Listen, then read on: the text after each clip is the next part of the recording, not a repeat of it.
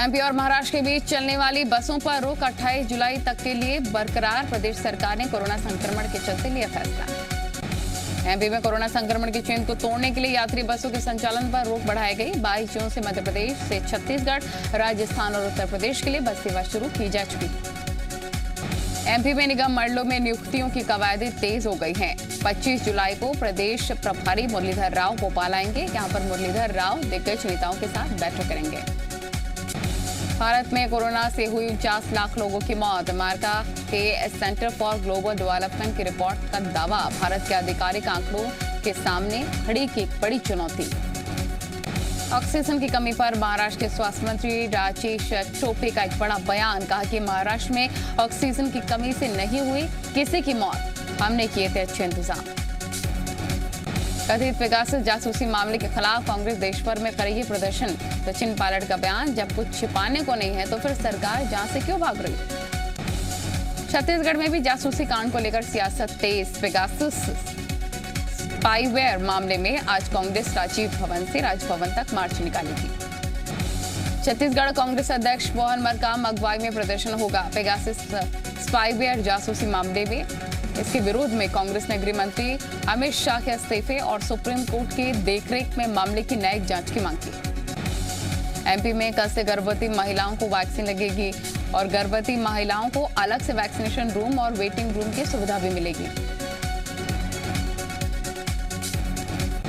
दमोह के बहुचर्चित देवेंद्र चौरसिया हत्याकांड में आरोपी गोविंद सिंह की जमानत के खिलाफ लगाई गई याचिका पर सुप्रीम कोर्ट में आज होगी सुनवाई। बीएसपी विधायक रामबाई के पति गोविंद सिंह परिहार को 2016 में मिली जमानत को खारिज करने को लेकर लगाई गई है। देवेंद्र चौरसिया के बेटे सोमेश चौरसिया ने सुप्रीम कोर्ट में गोविंद परिहार की जमानत खारिज करने की मांग की है। राजेंद्र पाठक हत्याकांड मामले में दमोह सत्र न्यायालय ने गोविंद सिंह को 2 आजीवन कारावास की सजा सुनाई थी। आज मध्य प्रदेश की 23,000 पंचायतों में आज कामकाज ठप रहेगा। प्रदेश भर में पंचायती कर्मी हड़ताल पर रहेंगे। पंचायतों ने कई मांगों को लेकर अपना विरोध दर्ज कराया है। मध्य प्रदेश में सीएम शिवराज आज बैगा, सरिया, भारिया जनजाति को तोहफा देंगे। सीएम 2,23,000 हितग्राहियों को आहार अनुदान योजना की राशि भी प्रदान करेंगे। मुख्यमंत्री भूपेश बघेल आज जांजगीर जिले के कलमा बैराज के प्रभावितों को मुआवजा राशि भी वितरित करेंगे। सीएम तकरीबन 11:30 बजे कलमा बैराज के प्रभावित 300 किसानों को 22,78,90,000 रुपए की मुआवजा राशि प्रदान करेंगे। बैराज के निर्माण से जांजगीर चांपा जिले के 13 गांवों के 682 किसानों के हेक्टेयर भूमि प्रभावित हुई है, लेकिन अब सभी समस्याओं का निपटारा हो गया है। सीएम भूपेश आज इन 300 किसानों को 22,78,90,000 रुपए की मुआवजा राशि बांटने वाले हैं। छत्तीसगढ़ सरकारी स्कूल खोले जाने का फैसला लिया है। छत्तीसगढ़ में 2 अगस्त से 11वीं और 12वीं के स्कूल खोले जाएंगे। वहीं पहली से लेकर 10वीं तक के स्कूल खोलने का अधिकार पालक समिति और ग्राम पंचायतों को दिया गया। छत्तीसगढ़ सरकार के स्कूल खोलने के फैसले पर बीजेपी ने सवाल उठाए। बीजेपी का कहना है कि यह फैसला हड़बड़ी में नहीं लिया जाना चाहिए। पूर्व मंत्री बृजमोहन अग्रवाल का कहना है कि छत्तीसगढ़ की स्थिति का आकलन करके निर्णय लिया जाना चाहिए। एमपी में दूध में मिलावट रोकने के लिए MP state cooperative dairy federation ने अहम फैसला लिया है। अब दूध जमा करने वाले टैंकरों पर डिजिटल लॉक और व्हीकल ट्रैकिंग सिस्टम लगाया जाएगा। एमपी में लंबे समय से दूध में मिलावट की शिकायतें मिल रही थी। आशंका थी कि कुछ दूध जमा करने के बाद टैंकरों में मिलावट हो जा रही है। पशुपालन एवं डेयरी विकास मंत्री प्रेम सिंह पटेल ने डेयरी फेडरेशन की समीक्षा करते हुए बताया कि ऐसा करने वाला मध्य प्रदेश देश का पहला राज्य होगा। छिंदवाड़ा में दर्जा प्राप्त राज्य मंत्री गुरुचरण खरे की कार फंते नाले में फंस गई, जिसके बाद उसे निकालने के लिए काफी जद्दोजहद करनी पड़ी। कार में रस्सी बांधकर पहले लोगों ने खींचकर निकालने की कोशिश की, लेकिन जब कार नहीं निकली तो दूसरी कार से खींचा गया। उज्जैन में अपने दोस्त के साथ धोखाधड़ी करने के मामले में पुलिस ने एक शख्स को गिरफ्तार किया है। पुलिस ने आरोपी के पास से 4500 रुपए के नकली नोट बरामद कर लिए। नकली नोट के चेन कहां से खुली जा रही है, पुलिस अब इस बात का खुलासा करेगी। भिंड में पहली बारिश नहीं, नगर पालिका के दावों की पोल खोलकर रख दी है। शहर की सड़कें लबालब हैं। गौरी सरोवर ओवरफ्लो हो रहा है। इसके किनारे की ही सड़क पूरी तरीके से जलमग्न है। वहीं कलेक्टर का कहना है कि कुछ सालों में बारिश की वजह से जिला मुख्यालय पर ही नहीं बल्कि कई जगहों पर जल जमाव की समस्या देखने को मिल रही है। इसको देखते हुए ब्लॉक स्तर पर कंट्रोल रूम बनाए गए। बीजापुर में लगातार हो रही बारिश से नदी नाले उफान पर है।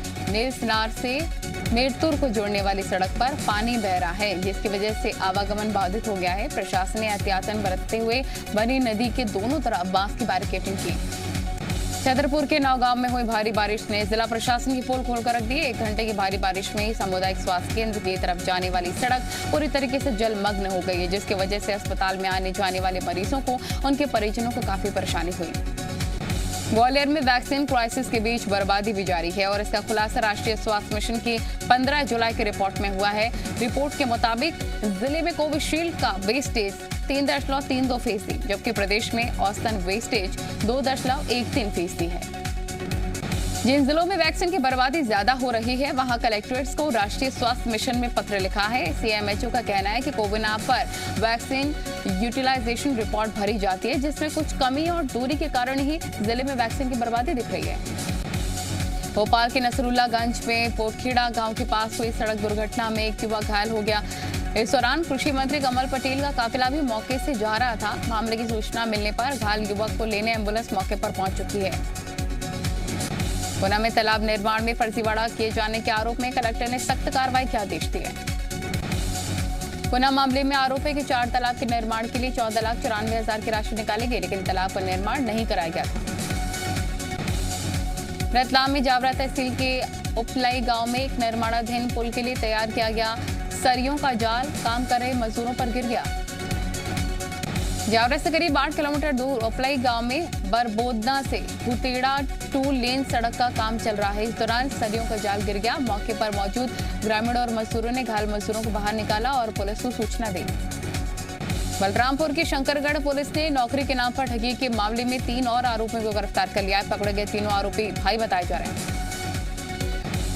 बलरामपुर मामले में पुलिस को 1 महीने पहले कई लोगों से लाखों की ठगी की शिकायत मिली थी, जिसके बाद एक महिला आरोपी को गिरफ्तार किया गया था। बैतूल की आमला पुलिस ने 18 जुलाई को शव मिलने के मामले का खुलासा कर दिया है। पुलिस ने आरोपी पिता और उसके नाबालिग बेटी को गिरफ्तार कर लिया।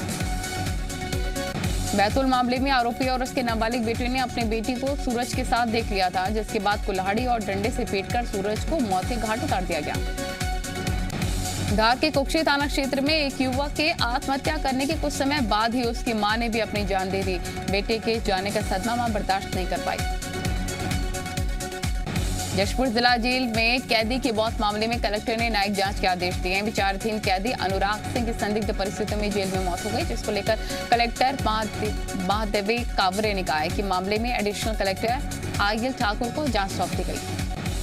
कोंडागांव पुलिस ने NH-30 की गांजे की एक बड़ी खेप पकड़ी है। पुलिस ने यूपी के रहने वाले एक आरोपी को गिरफ्तार किया। पुलिस को कई दिनों से मुखबिर से सूचना मिल रही थी। उसी सूचना के आधार पर आज पुलिस ने नाकाबंदी करते हुए कार्रवाई की और गांजे की एक बड़ी खेप पकड़ी।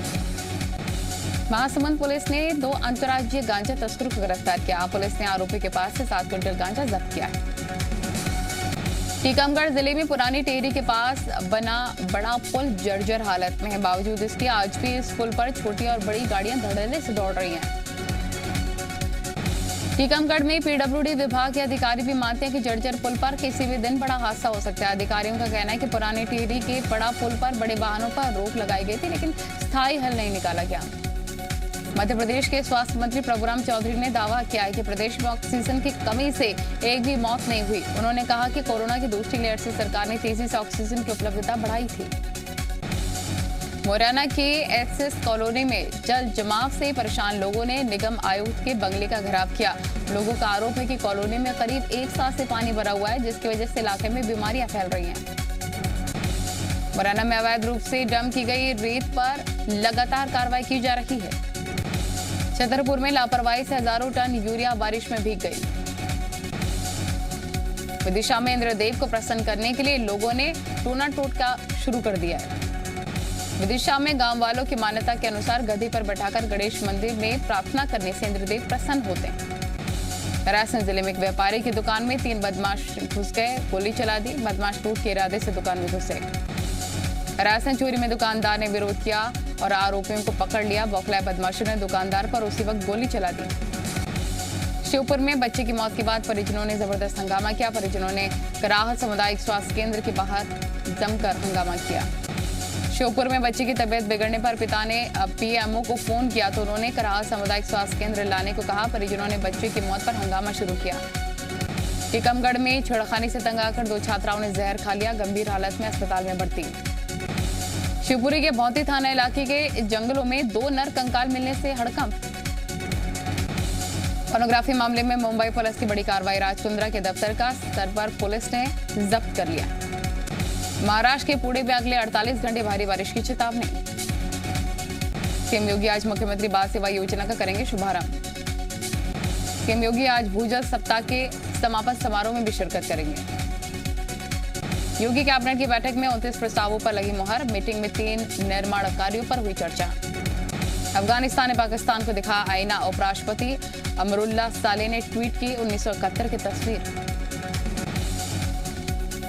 चीन में 1000 साल बाद भीषण बारिश और बाढ़ के हालात। आज से G20 देशों के पर्यावरण मंत्रियों का सम्मेलन, 2 दिन के सम्मेलन में भारत भी लेगा हिस्सा। चीन के हेनान प्रांत में बेकराल बाढ़ का तांडव। चीन के जोंगझाओ प्रांत में भारी बारिश और बेकराल बाढ़ का कहर।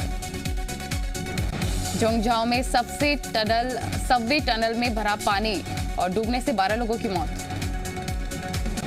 दुनिया में एक हफ्ते में 12% बढ़ गया कोरोना वायरस, डेल्टा वेरिएंट के पाए जाने के सबसे ज्यादा मरीज, तेजी से फैल रहा है डेल्टा वेरिएंट। अमेरिका में तेजी से फैल रहा है कोरोना वायरस, 2 हफ्ते में ही 3 गुना हो गए हैं केस, डेल्टा वेरिएंट की फैली दहशत। ईरान में कोरोना से हालात फिर से विकराल और तेहरान समेत कई जगह लगाया गया 6 दिन का लॉकडाउन। नाइजीरिया में आतंकवादियों के चंगुल से 100 लोग रिहा, पुलिस ने महिलाओं, बच्चियों और नर्सों को छुड़वाया, पिछले महीने किया गया था अगवा। कनाडा में ब्रिटिश कोलंबिया के जंगलों में लगी है भीषण आग, राज्य सरकार ने किया आपातकाल की घोषणा, 200 से ज्यादा घरों, ऑफिस को कराया गया खाली।